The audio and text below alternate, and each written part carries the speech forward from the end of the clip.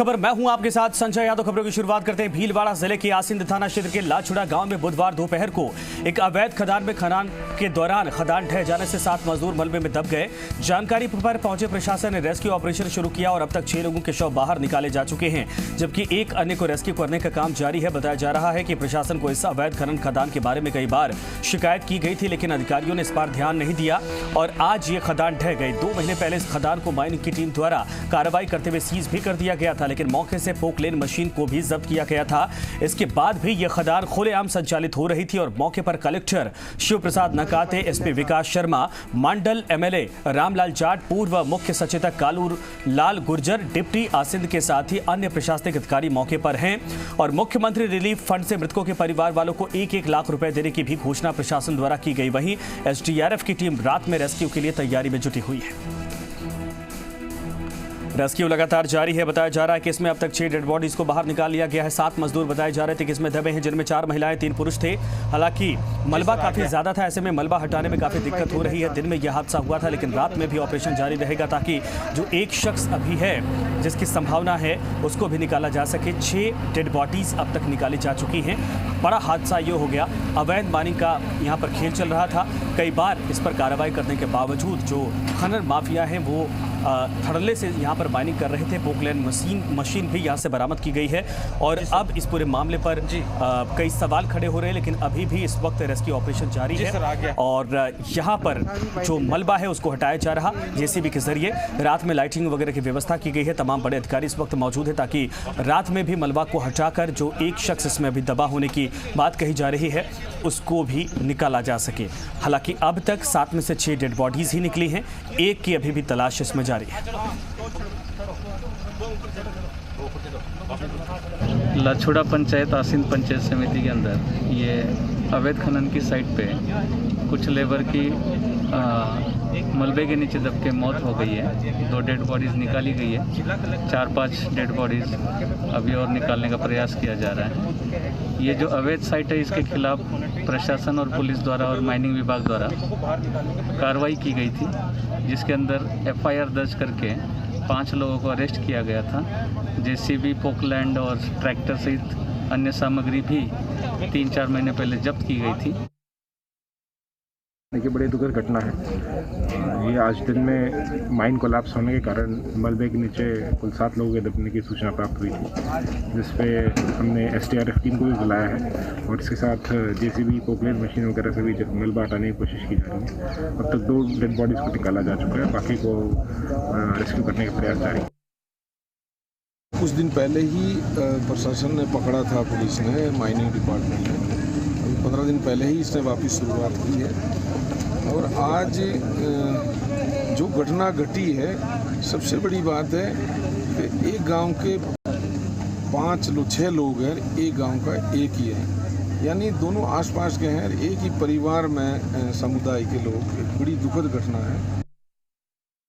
अब मेरी एक मांग है कि ये अवैध खनन कर रहे थे, इसलिए कौन चला रहा था, कौन मालिक था, इसका तो पता लगाने में भी देर लगी है। वो क्या सहायता दे सकते हैं ये एक अलग बात है, लेकिन अभी तो गरीब आदमी वो मरे हैं और उनके परिवार में कमाने वाले चले गए। इसलिए आज मेरा ये मांग है कि ऐसे परिवारों को जिंदा रखने के लिए राज्य सरकार से बड़ी मात्रा में, अच्छी मात्रा में इनको राहत देना चाहिए। उदयपुर के वल्लभनगर थाना क्षेत्र के पास सालोदा गांव में भैरव जी की बाबाजी के मंदिर में चोरी करते 3 चोरों के सीसीटीवी कैमरे में कैद हो गए हैं। ग्रामीणों ने बताया कि आज रात सलोदा कस्बे में चोरों ने जमकर उत्पात मचाया, जिस पर चोरों ने एक मंदिर सहित गणेश लाल जैन के मकान के ताले तोड़े। वहीं चोरों की करतूत मंदिर के पास लगे सीसीटीवी कैमरे में कैद हो गई है। सीसीटीवी फुटेज के आधार पर पुलिस ने चोरों की तलाश शुरू कर दी है। ये तस्वीर आप देखिए, मंदिर में चोरी की वारदात और वहां ऊपर कैमरा था, तीसरी आंख थी, लेकिन उसके बावजूद चोरों के हौसले इतने बुलंद थे कि मंदिर के अंदर घुसे। हालांकि अब तीनों साफ तौर पर इसमें देखे जा सकते हैं और पुलिस अब इनको ढूंढ रही है।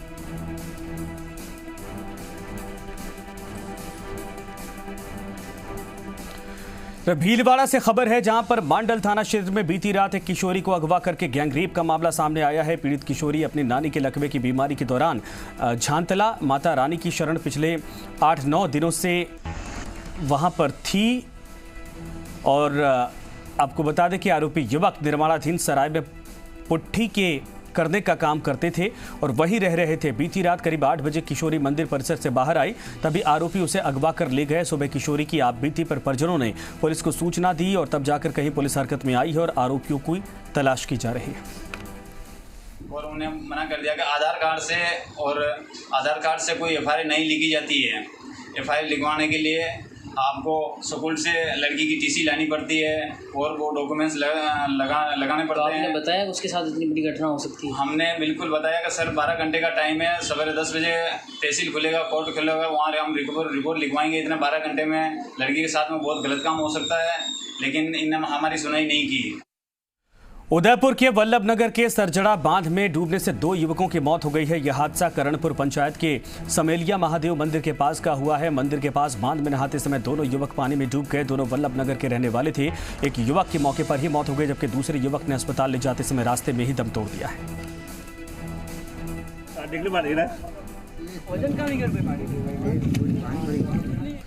इधर रावत भाटा की विवाहिता के अपहरण का सनसनीखेज मामला सामने आया है। विवाहिता का आरोप है कि कार सवार कुछ बदमाशों ने बेहोश करके उसका अपहरण किया। उसे जब होश आया तो कार सवार बदमाश उसे लेकर टोंक सदर थाने के पास से गुजर रहे थे। इसी दौरान कार की रफ्तार धीमी होने पर विवाहिता कार से कूदकर एक केबिन संचालक के पास पहुंच गई और उसने अपनी आपबीती सुनाई। इस पर केबिन संचालक पीड़िता को लेकर सदर थाने पहुंचा। पुलिस ने अपहरणकर्ताओं की तलाश के लिए जिले भर में नाकाबंदी करवाई। दरअसल रावत भाटा निवासी पीड़िता सोनम का कहना है कि वो कल सुबह रावत भाटा स्थित अपने घर से अस्पताल दिखाने के लिए निकली थी। इसी दौरान अस्पताल के पास ही गाड़ी में सवार होकर आए अज्ञात बदमाशों ने उसे रोका और रुमाल पर नशीला पदार्थ मिलाकर उसे बेहोश करके उसका अपहरण कर लिया। पीड़िता का कहना है कि आज सुबह जब उसे होश आया तो उसने खुद को ब्लैक कलर की स्कॉर्पियो कार में देखा और आरोप है कि अपहरणकर्ताओं ने उसके हाथ पांव बांध करके उसे कार में डाल दिया था। लेकिन आज टोंक में सदर थाने के पास ही जब अपहरणकर्ताओं ने कार की स्पीड कम की तो पीड़िता कार से कूदकर किसी तरीके से अपने आप को बचाने में सफल रही। कल दिन को 11:30 बजे प्रेगनेंसी का कोई वैक्सीनेशन कराने के लिए हॉस्पिटल गई थी और उसका पति सुबह सुबह मजदूरी पे चला गया था। उसके बाद ये वहाँ से उसका ये कहना है कि 5 आदमी कोई ब्लैक स्कॉर्पियो के अंदर मेरे को अपहरण करके लेके आ गए। टोंक के अंदर किसी पुलिया के पास इसने मौका देख के उतर गई और वो लोग चले गए। कुछ हुलिया भी बताया, उस संबंध में जानकारी ले रहे हैं। पति कल शाम को भी थाने गया था, कोई रिपोर्ट कराने ली नहीं है। अभी भी गया, थाने वालों ने ली नहीं है, उसको टोंक के लिए भेजा है। जैसी भी वस्तुस्थिति होगी आगे कानूनी कार्रवाई की जाए। जोधपुर में एसीबी की टीम ने कार्रवाई करते हुए नगर निगम उत्तर संस्थापन शाखा की यूडीसी राजेश बरासा को 5,000 की रिश्वत के साथ गिरफ्तार किया। आरोपी यूडीसी ने ये रिश्वत राशि नगर निगम से सेवानिवृत्त हुए कर्मचारी जयनारायण के पेंशन और सेवानिवृत्ति के कागज तैयार करने की एवज में ली थी। फिलहाल एसीबी की टीम मामले की जांच पड़ताल में जुटी है। एसीबी स्पेशल टीम के अतिरिक्त पुलिस अधीक्षक दुर्ग सिंह राजपुरोहित ने बताया कि परिवादी जयनारायण वाल्मीकि जो कि नगर निगम से सेवानिवृत्त हुआ था, जहां पर निगम की संस्थापन शाखा में कार्यरत वरिष्ठ सहायक राजेश बरासा से उसके पेंशन और सेवानिवृत्त के कागजात तैयार करवाने की एवज में 21,000 रुपए की रिश्वत की मांग की गई। परिवादी की शिकायत के बाद मामले का सत्यापन करवाया गया तो आरोपी यूडीसी ने परिवादी से 5,000 रुपए की रिश्वत की मांग करने की पुष्टि होने पर आज ट्रैप को कार्रवाई को करते हुए नगर निगम गेट के पास आरोपी यूडीसी को परिवादी से 5,000 की रिश्वत के साथ रंगे हाथों गिरफ्तार किया है। नगर निगम उत्तर जोधपुर में एक राजेश बरासा यूडीसी एस्टेब्लिशमेंट शाखा में उसी के विभाग से 30 जून को एक चपड़ासी की पोस्ट से रिटायर हुए जयनारायण, जो हमारा परिवादी है, जो पाँव से पूरा विकलांग है, चल नहीं पाता है, उसके 30 जून के रिटायरमेंट के बाद उसके पेंशन को पास करने में और उसकी जो 2 महीने की तनख्वाह रुकी हुई थी उसको दिलाने में करीब 21,000 रुपये की मांग कर रहा था। कल शिकायत के आधार पर वेरिफिकेशन करवाया गया तो वेरिफिकेशन के दौरान उसने 5,000 रुपये फाइनल किए लेने के लिए और आज 5,000 रुपये लेते हुए उसको रंगे हाथ कर दिया। अजमेर की दरगाह थाना पुलिस ने चोरी के आरोप में अंदरकोट निवासी इशाद की पीट कर हत्या कर दी और इस मामले में एक आरोपी नावेद को गिरफ्तार किया गया है, जिसे पुलिस द्वारा आज न्यायालय में पेश किया गया और न्यायाधीश द्वारा 3 दिन के रिमांड पर पुलिस को फिर सौंप दिया गया है। तो अजमेर की दरगाह थाना पुलिस ने चोरी के आरोप में अंदरकोट निवासी इरशाद की पीट कर हत्या कर दी थी और इस मामले में एक आरोपी नावेद को गिरफ्तार किया गया, जिसे पुलिस द्वारा आज न्यायालय में पेश किया गया और न्यायाधीश द्वारा 3 दिन के रिमांड पर पुलिस को फिर सौंपा गया है। राजधानी जयपुर के हरमाड़ा थाना पुलिस ने सोमवार को दादर गांव में हुई माली राम गुर्जर हत्याकांड का खुलासा कर 48 घंटे के भीतर चारों आरोपियों को गिरफ्तार कर लिया है।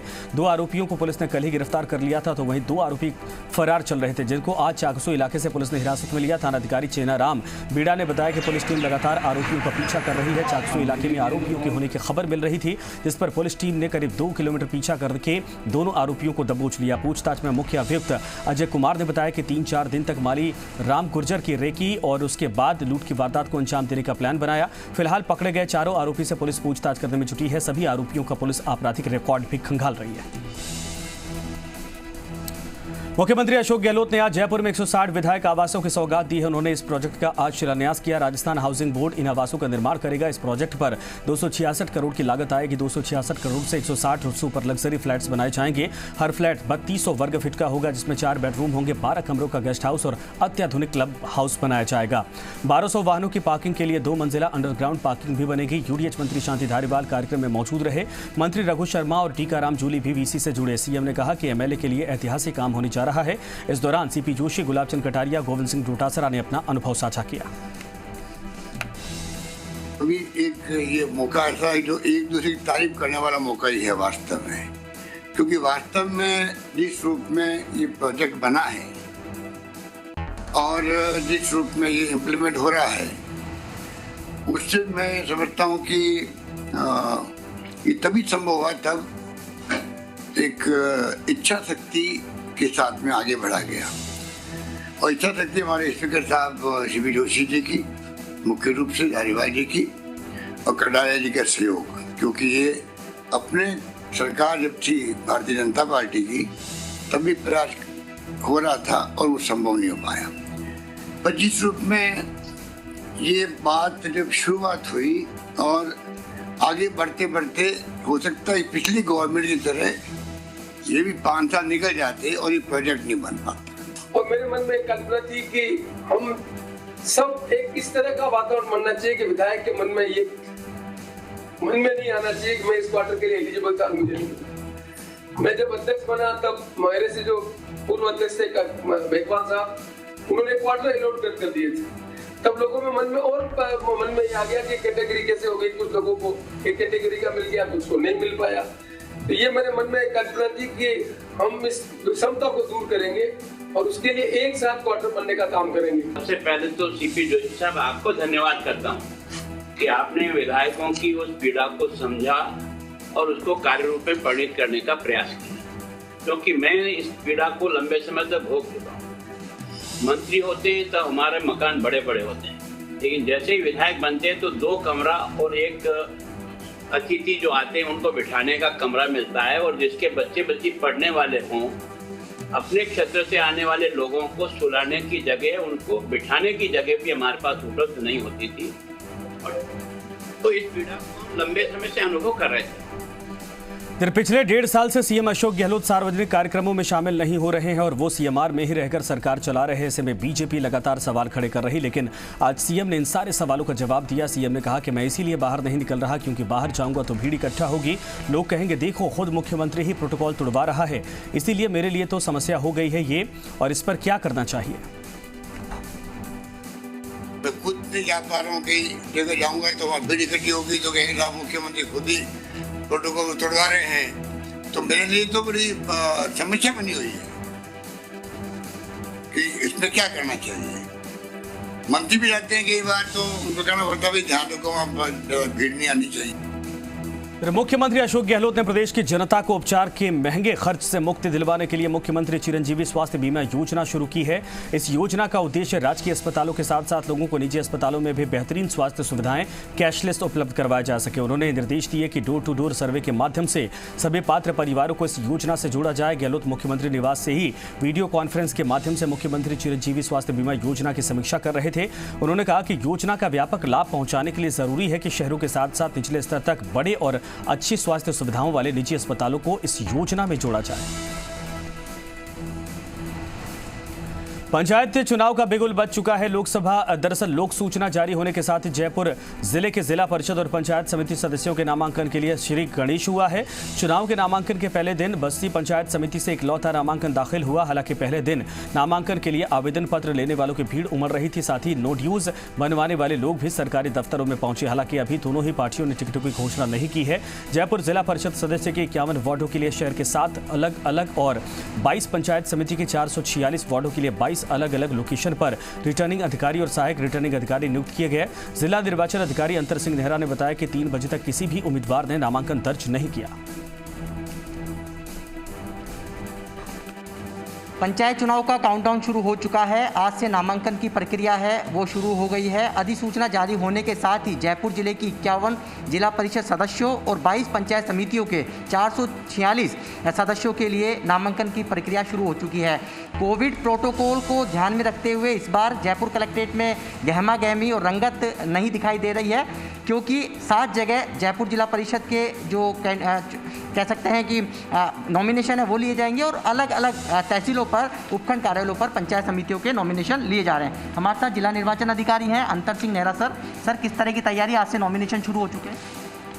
निश्चित रूप से 11 बजे नॉमिनेशन की प्रक्रिया शुरू हो चुकी है। अपने जयपुर ज़िले में AROs के माध्यम से जिला परिषद के 7 स्थानों पर हम नॉमिनेशन ले रहे हैं और ये अलग अलग स्थानों पर है। ये इसलिए किया गया है कि जिससे कि कोविड प्रोटोकॉल के दौरान ज़्यादा भीड़ इकट्ठी नहीं हो और गहमा-गहमी ज़्यादा नहीं रहे। जैसा कि आपने पहले भी देखा, नगर निगम चुनाव में हमने करीबन 25 स्थानों पर इस प्रकार की व्यवस्था की थी 10 वार्डों के हिसाब से, तो वो काफ़ी सक्सेसफुल रहा था और लोगों को ज़्यादा दिक्कत नहीं हुई थी, भीड़ भाड़ भी अधिक नहीं हुई थी। उसी को मद्देनज़र रखते हुए हमने 7 जगह पर ये नॉमिनेशन लेने के कहा और पंचायत समितियों पर भी नॉमिनेशन की प्रक्रिया 11 बजे से शुरू हो चुकी है।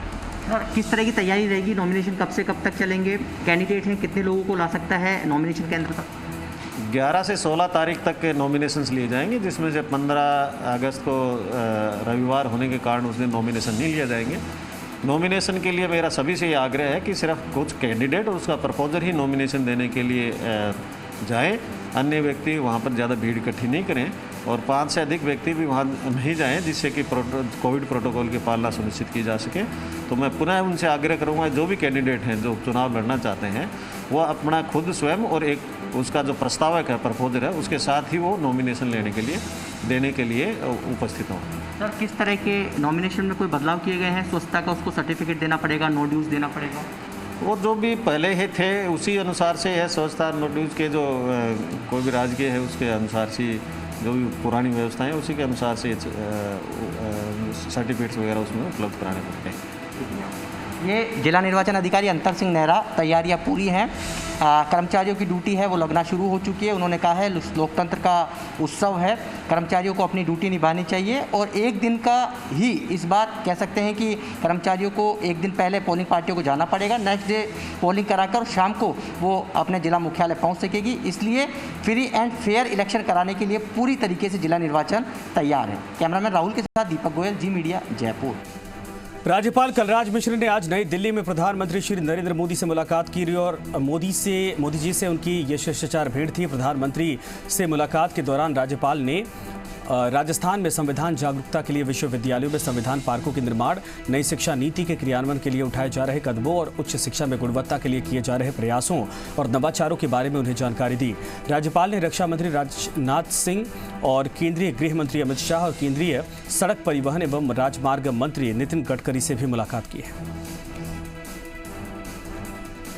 पंचायती राज चुनाव में प्रत्याशी चयन को लेकर कांग्रेस पार्टी द्वारा आज लोहावट कस्बे में कार्यकर्ता सम्मेलन और राजशुमारी कार्यक्रम का आयोजन किया गया। लोहावट विधायक कृष्णाराम बिश्नोई की अध्यक्षता में आयोजित राजशुमारी और प्रत्याशी चयन कार्यक्रम में लोहावट पंचायत समिति के सभी 19 वार्डों के दावेदारों ने अपने अपने समर्थकों के साथ कांग्रेस पैनल के सामने अपनी दावेदारी रखी। इस दौरान कार्यकर्ताओं को संबोधित करते हुए विधायक कृष्णाराम बिश्नोई ने पार्टी कार्यकर्ताओं से एकजुट होकर लोहावट विधानसभा क्षेत्र की सभी 4 पंचायती समिति में कांग्रेस का प्रधान बनाने और कड़ी से कड़ी छोड़ने की अपील की है। प्रदेश के 6 जिलों में होने वाले पंचायत चुनाव को लेकर बीजेपी मजबूत रणनीति बनाने में जुटी है। वहीं बीजेपी मुख्यालय और प्रदेश अध्यक्ष सतीश पुनिया के घर पर जिला परिषद और पंचायत समिति के टिकट चाहने वालों का जमावड़ा लगा है। बड़ी तादाद में बीजेपी कार्यकर्ता अपना बायोडाटा लेकर पहुंच रहे। बीजेपी प्रदेश अध्यक्ष सतीश पुनिया ने कहा कि इन चुनाव में बीजेपी की पूरी तैयारी है। पंचायत समिति स्तर पर पार्टी ने प्रभारी नियुक्त किए हैं। प्रभारी और स्थानीय इकाई स्क्रीनिंग कर आम सहमति बनाकर उम्मीदवार तय करेंगे। पुनिया ने कहा कि पंचायत चुनाव के पहले चरण में सत्ताधारी कांग्रेस 21 जिला पार्षदों में से 5 पर ही सिमट कर रह गई थी। बीजेपी इस बार भी सभी 6 जिला परिषदों में प्रथम चरण के चुनाव परिणाम को दोहराएगी। जा सकती है क्योंकि पिछले 2.5 साल का ट्रैक तो यही है कि सरकार काम की बजाय षड्यंत्र और सियासत ज़्यादा करती है और चुनाव में भी जिस लोकतंत्र के प्रावधान का मखौल उठाया, क्योंकि ये चुनाव निर्धारित समय पर नहीं हो रहे, वो सरकार की कमजोरी के कारण नहीं हो रहे, पंचायती राज संस्थाओं के कारण गठित नहीं होने के कारण गांव के विकास को तकलीफ आई थी। हालांकि अभी भी एक कंट्राडिक्शन है, कोरोना की इस लहर के बावजूद भी चुनाव आयोग ने घोषित किए हैं। राष्ट्रीय लोकतांत्रिक पार्टी ने पंचायती राज चुनाव पूरे दमखम के साथ लड़ने का ऐलान किया है। पूर्व संसदीय सचिव और आरएलपी प्रदेश महामंत्री रामस्वरूप कसाना ने कोटपुतली में नवनियुक्त पार्टी पदाधिकारियों के स्वागत के मौके पर आम लोगों से आह्वान किया कि किसी भी प्रकार की समस्या आए तो पार्टी के किसी भी कार्यकर्ता से संपर्क कर सकते हैं और पार्टी उनकी समस्या के समाधान हेतु हर वक्त खड़ी रहेगी। सूबे में मंत्रिमंडल विस्तार को लेकर भाजपा ने सरकार पर चुटकी ली है। बीजेपी प्रवक्ता रामलाल शर्मा ने चुटकी लेते हुए कहा कि कई दिनों से मंत्रिमंडल विस्तार को लेकर सिर्फ चर्चाएं चल रही हैं, लेकिन सरकार मंत्रिमंडल विस्तार करने के मूड में नहीं है। मंत्रिमंडल विस्तार को लेकर तारीख पर तारीख तय की जा रही, मंत्रिमंडल विस्तार नहीं होता है। उन्होंने कहा कि सरकार मंत्रिमंडल विस्तार से बचने के लिए पंचायत चुनाव करवा रही है और इसी के चलते सरकार 6 जिलों में ही पंचायत चुनाव करवा रही है। सरकार चाहती तो 12 जिलों में एक साथ चुनाव करवा सकती थी, क्योंकि सरकार को पता है इसके बाद विधानसभा का सत्र चलना है और फिर से 6 जिलों के चुनाव होने हैं। इसके बाद बजट सत्र शुरू हो जाएगा और मंत्रिमंडल विस्तार फिर से लटक जाएगा। इस मंत्रिमंडल के पुनर्गठन से बचने के लिए सरकार चाहती तो 12 जिलों के चुनाव भी जो पेंडिंग है उनको एक साथ करवा सकती थी, लेकिन 12 जिलों के चुनावों को नहीं करा के सिर्फ 6 जिलों के पंचायत समिति और जिला परिषद के चुनाव सरकार करा रही है। फिर थोड़े दिन बाद के अंदर विधानसभा का सत्र आने वाला है, फिर उसके बाद में दीपावली आ जाएगी, फिर 6 जिलों के चुनाव आ जाएंगे, फिर उसके बाद में बजट सत्र आ जाएगा। तो सरकार सिर्फ अपना कार्यकाल पूरा करने की रणनीति के तहत काम कर रही है। पूर्व मुख्यमंत्री वसुंधरा राजे आज झालावाड़ के दौरे पर रही और पूर्व सीएम वसुंधरा राजे ने झालावाड़ दौरे के दौरान पोस्टर वॉर के सवालों पर बेबाकी से जवाब दिया। वसुंधरा ने कहा कि 5 उंगलियां बराबर नहीं होती। उन्होंने कहा कि सबको परिवार की तरह साथ जोड़ने की जरूरत है, पार्टी पॉलिटिक्स से सब कुछ नहीं होता। और वसुंधरा राजे ने कहा कि पोस्टर में गैर मौजूदगी कोई मायने नहीं रखती है।